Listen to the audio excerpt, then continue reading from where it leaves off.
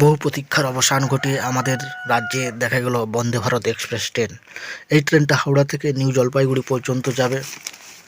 আমাদের নতুন ভারত, গতির ভারত, ভারতবর্ষ দ্রুতগতিতে উন্নয়নশীল দেশ থেকে উন্নততর দেশে পরিণত হচ্ছে।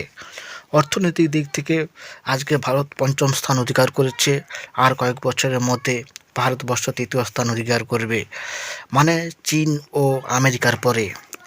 অর্থনৈতিক প্রতিরক্ষা এবং পরিকাঠামোর দিক থেকে দ্রুততার সহিত উন্নতি ঘটছে, যার লেটেস্ট উদাহরণ হলো বন্দে ভারত ট্রেন।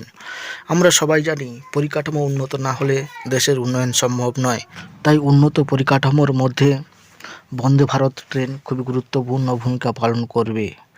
কারণ আমাদের দেশে ট্রেনের যোগাযোগ ব্যবস্থা বলতে সেই ইংরেজ আমলের মান্থার গতির ট্রেন যাত্রাকেই বুঝি।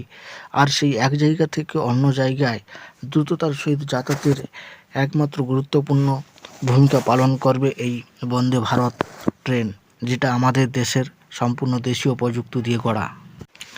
এদিক থেকে আমরা মেক ইন ইন্ডিয়া কর্মসূচির এক ধাপ এগিয়ে গেলাম।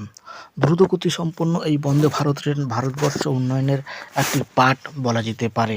আমরা চাই সারা ভারতবর্ষ জুড়ে হাইস্পিড ট্রেনের ব্যবস্থা করা হোক, যাতে সাধারণ মানুষ থেকে অতি সাধারণ মানুষ এই ট্রেন যাত্রার সুব্যবস্থা নিতে পারে।